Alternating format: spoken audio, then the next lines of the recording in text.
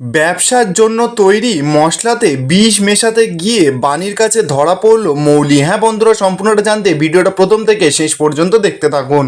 ধারাবাহিকের শুরুতে দেখা যাচ্ছে ঈশানী তো কাঁদতে কাঁদতে পিনাকিকে বলছে যে আমি ডাক্তার দেখাতে চাই।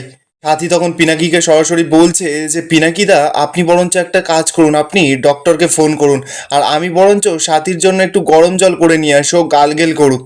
বেচারাটার কাঁচতে কাঁচতে পুরো অবস্থা খারাপ হয়ে গেছে, আমি যাই, এই বলেই তো সাথী ওখান থেকে চলে যায়। পিনাকি তো এবার ঈশানীকে গিয়ে বিছানায় শুইয়ে দেয়। এবার বেশ কিছুক্ষণ সময় কেটে যায়, পিনাকি ডাক্তার ডেকে নিয়ে আসে। ডাক্তারবাবু তো এসেই এবার ঈশানীকে একটু চেক আপ করার পর ঈশানীকে জিজ্ঞাসা করছে যে আপনার কি কি সমস্যা হচ্ছে।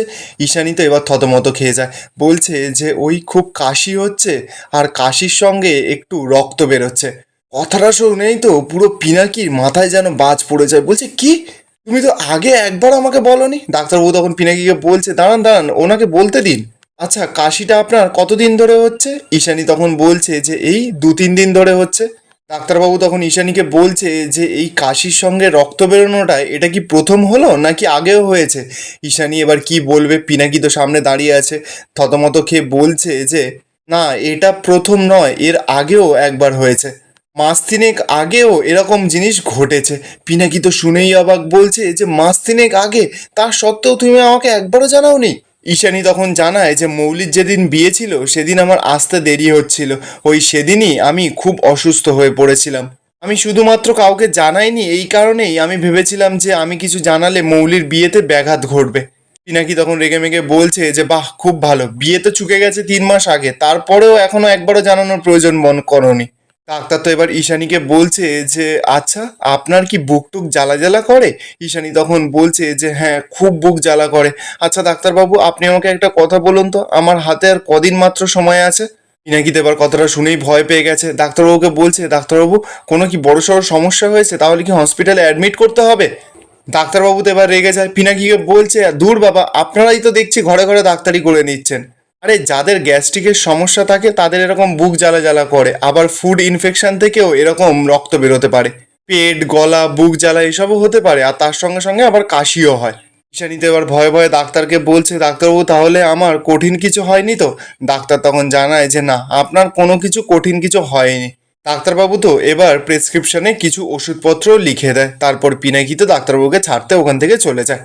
এরপর বেশ কিছুক্ষণ সময় কেটে যায়, ঈশানী তো বাইরের সোফাতে এসে বসে আছে। আনি তো গিয়ে ঈশানীর জন্য একটা জল বানিয়ে নিয়ে এসেছে, যেই জলের ভেতরে আছে অনেক কিছু, আদা তুলসী সমস্ত কিছু দিয়ে বানিয়েছে। ঈশানীকে তো এবার খাওয়ার জন্য জোর করছে, কিন্তু ঈশানী তো কিছুতেই খেতে চাইছে না।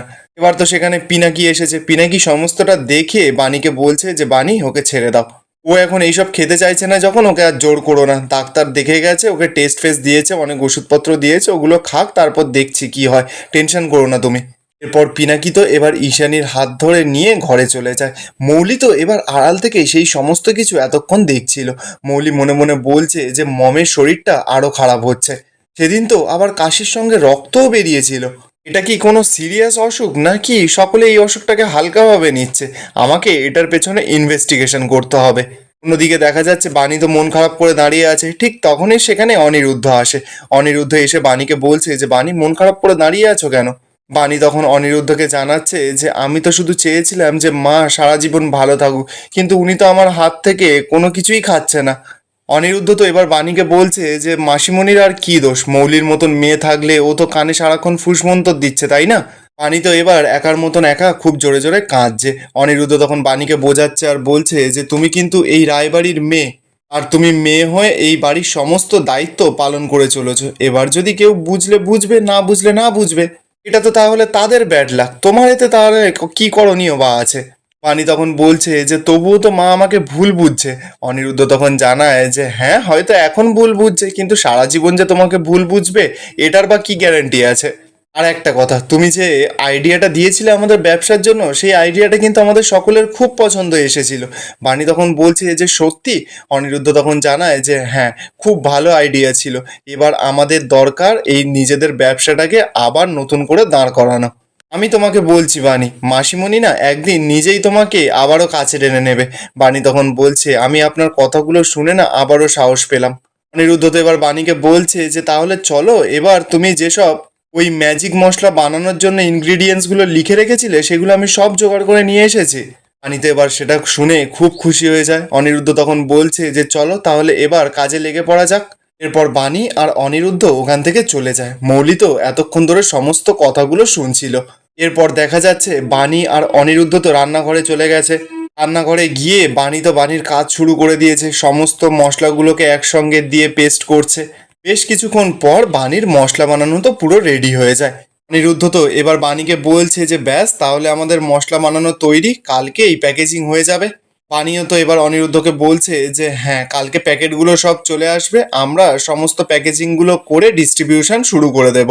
অনিরুদ্ধ তো এবার বানিকে বলছে দেখো বানি, এটা তো শুধুমাত্র আমার একটা ব্যবসা নয়, এটা আমার স্বপ্ন, ভরসা, সব কিছু। আর এই স্বপ্ন কিছুদিন পরে পূরণ হতে চলেছে। এরপর দেখা যাচ্ছে অনিরুদ্ধ আর বানি তো লাইট অফ করে ওখান থেকে চলে যায়। ঠিক তখনই সেই সুযোগে মৌলি রান্নাঘরের ভেতরে ঢুকে পড়েছে। মৌলি তো এবার মনে মনে বলছে যে আমার আইডিয়া নেবে না তোমরা, আর নিজেরা এদিকে সুনাম কুড়াবে? না না, আমি থাকতে তো সেটা হতে দেবই না, তোমাদের মশলা কখনো সুনাম পাবে না। এবার তো দেখা যাচ্ছে মৌলি হাতে করে কিছু যেন একটা নিয়ে এসেছিল, সেটা বানির মশলার ভেতরে খুব সুন্দরভাবে মাখিয়ে দেয়। এবার তো বানি সেই সময় চিৎকার করে করে বলছে যে কে রান্নাঘরে, কে? এই বলেই যখনই বানি রান্নাঘরে আসবে মৌলি তো সুসুর করে ওখান থেকে কেটে পড়ে। বানি তো রান্নাঘরে এসে আর কাউকে দেখতে পায় না। বানি তো এবার সঙ্গে সঙ্গে লাইট ফাইট সব জ্বালিয়ে নিয়েছে, নিয়ে বলছে যে না না, আমি কারোর পায়ের শব্দ পেলাম এই রান্নাঘরে আসার। এবার বানি তো গিয়ে নিজের মশলাটা খুলেছে, মশলাটার কৌটোটা খুলে দেখছে যে মশলা তো সব ঠিকঠাকই আছে। বানি এবার মনে মনে বলছে যে তাহলে কি আমি ভুল শুনলাম? বানি তো আর কোনো সন্দেহ না করে এবার লাইট ফাইট অফ করে ওখান থেকে চলে যায়। মৌলি তো আবারও সেখানে আসে। মৌলি এসেই মনে মনে বলছে যে বাহ বানি, তুমি তো ধরতেই পারলে না আমি কি করলাম। এবার তোমার এই বানির স্পেশাল মশলার ম্যাজিক কি হয় তুমি শুধু এবার দেখো। তোমার এই মশলা না সুপার ফ্লপ হবে, পুরোপুরি ফ্লপ। এরপর দেখা যাচ্ছে পরের দিন সকাল সকাল তো সমস্ত রিপোর্টার আরও সব শেফরা যারা ছিল তারাও এসেছে। বড় বড় সব কোম্পানির মালিকরাও বানিদের বাড়িতে চলে এসেছে, কারণ আজকে বানির যে মশলাটা তৈরি করেছে সেই মশলার প্রমোশন হবে, মার্কেটে সাপ্লাই হবে বানির মশলা। বানি তো এবার সকলকে বলছে যে আসুন আসুন সকলে ভেতরে আসুন। বানি এবার একটা মাইক নিয়ে সকলকে জানাচ্ছে আমরা কয়েকদিন আগে পর্যন্ত ভাবতে পারিনি যে আমাদের বাড়িতে এতটা আলো জ্বলবে, এত কিছু করতে পারবো আমরা, কারণ কয়েকদিন আগেই তো এই বাড়িটা, এই কোম্পানি আমাদের কিছুই ছিল না, অন্যের নামে হয়ে গিয়েছিল। আর এখানেই আজকের এপিসোডটা শেষ হয়ে যায়। আপনাদের কি মনে হচ্ছে মৌলির এই চক্রান্তের হাত থেকে কি বানি নিজের কোম্পানিটাকে বাঁচাতে পারবে? কমেন্টে আপনাদের মতামত অবশ্যই জানাবেন।